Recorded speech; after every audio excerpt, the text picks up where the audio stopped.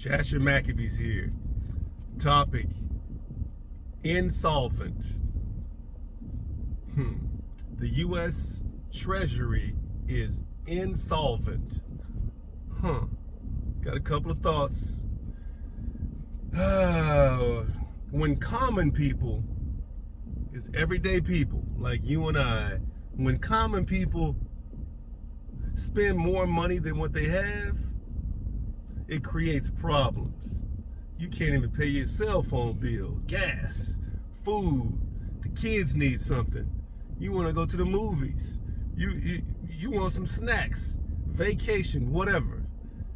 When you're spending more money than what you're bringing in,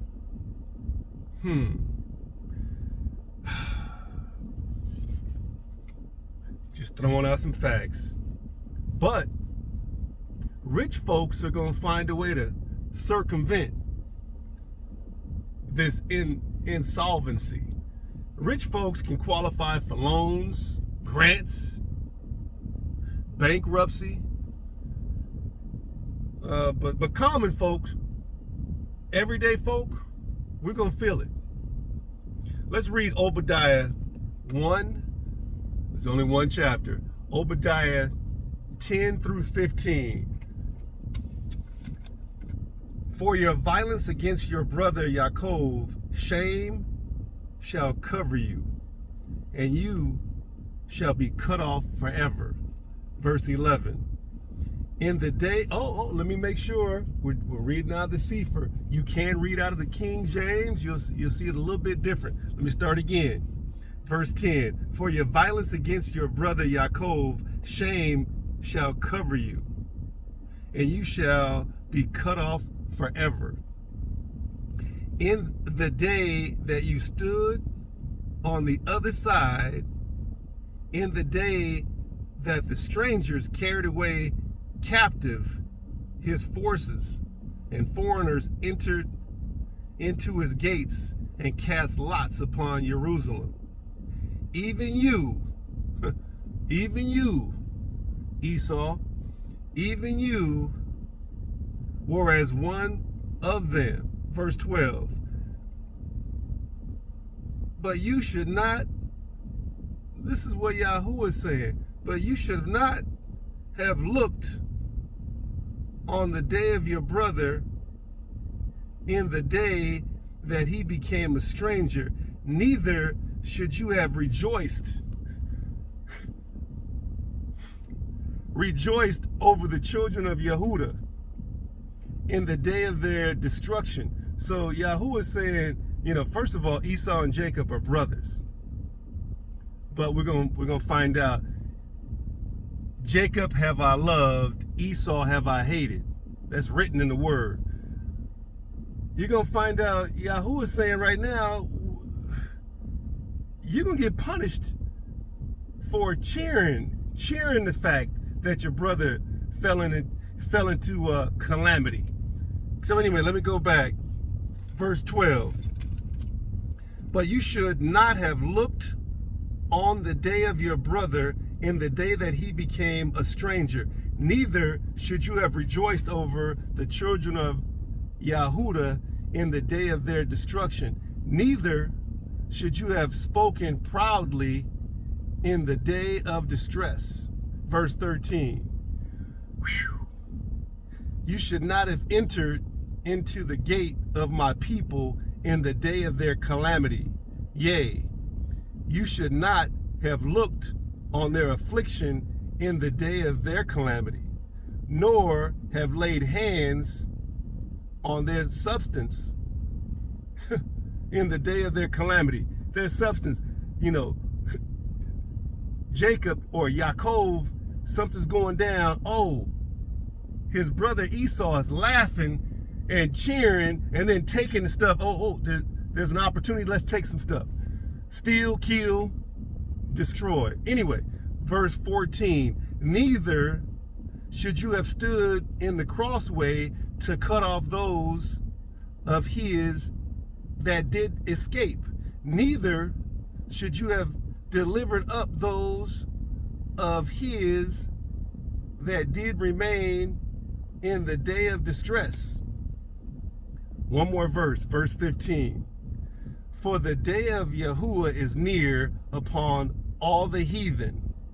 As you have done, it shall be done to you. Those are some strong words. Okay, let's go to 2nd Esdras 6, just one verse. 6, verse 9. For Esau is the end of the world, and Yaakov is the beginning of it that follows. I was talking to somebody just recently, going back and forth, just talking and sharing some facts. He's sharing some facts. Actually, he jumped in a conversation. And he basically said, why does it matter what color? Why does it matter what color Jesus, as he said, or Yahushua Hamashiach, why does it matter what color? I'm like, well, why did it matter when Caesar Borgia, his image was posted up all over the world? But anyway, he said, well, who's Esau anyway? Then I tried to refer to him to a book, like there's a book on Amazon. I might get the title a little bit off. Esau is Edom. And he said, I don't want to see about it. I don't want to see a book. Where does it say that in the Bible? I'm like, oh, okay. Let's go to Genesis. Let's go to Genesis 36. You got to read the whole chapter. I'm only going to read 3 verses. Genesis 36, verse 1. Now, these are the generations of Esau, who is Edom. Now remember, we just read 2nd Esdras 6:9. Jacob have I loved, and Esau have I hated. Okay, take a look. Now, one characteristic that I saw in my reading about Esau, he had dukes in his lineage. Okay, take a look at Genesis 36, verse 15. Excuse me. And these are the dukes of the sons of Esau. I'll let you read the rest of that. Jump down to verse 19. This is Genesis 36, verse 19. These are the sons of Esau, who is Edom, and these are their dukes. So you got to jump ahead and say, hey, Google this, please. You got to Google this. What countries have dukes now? What countries have dukes, period? Okay, I'm trying to wrap it up here. Okay, I got a question. Didn't America have money? Didn't America have money for ex-slave owners? Not the ex-slaves, for reparations, but didn't America have money for that? I know we're going through insolvency right now. Didn't America have money for the so-called Indians that America approved? Remember, we had $5 Indians, and then we had Walter Plecker changing native Indians to Negro. Didn't we have money for Japan after they bombed Pearl Harbor? Didn't we have money for Ukraine? 175 billion with a B. Then I thought about something. Didn't America want to go over to Nigeria or West Africa and help the Christians? Or oil? Help the Christians? Resources? The Christians that were being persecuted? Didn't America want to help the South Africans?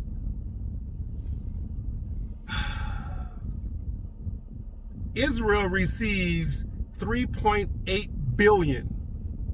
The state of Israel receives $3.8 billion annually for their military. Got 2 more cards left. So I got a question, just some thoughts.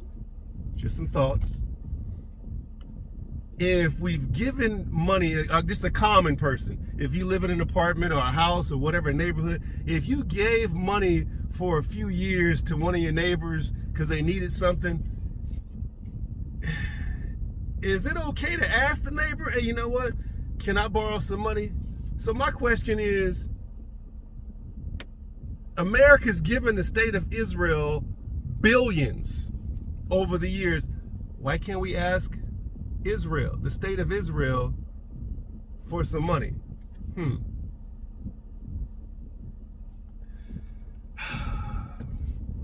Why doesn't America just, ask the state of Israel for a loan?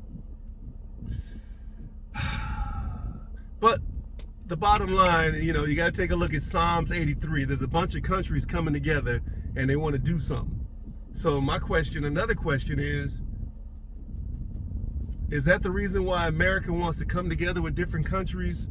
Is there a reason America wants to get countries together and fight?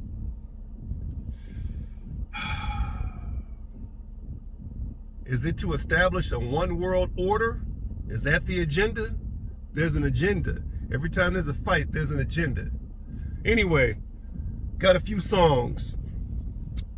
First song is E1B1A.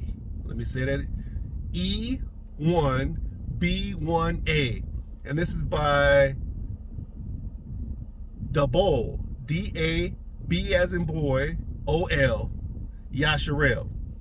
Second song, I got 4 songs. Second song is The Meek. The Meek. M-E-E-K. And that's by Esau Burgundy. The 2 last songs are by Sons of Thunder. And the 2 songs are Zechariah 12:7. And the second song is by, same artist, Sons of Thunder. Song title is Isaiah 6:8. Insolvency, huh? I wonder. Things are happening. Things are happening right now. All praises to the Most High Yah.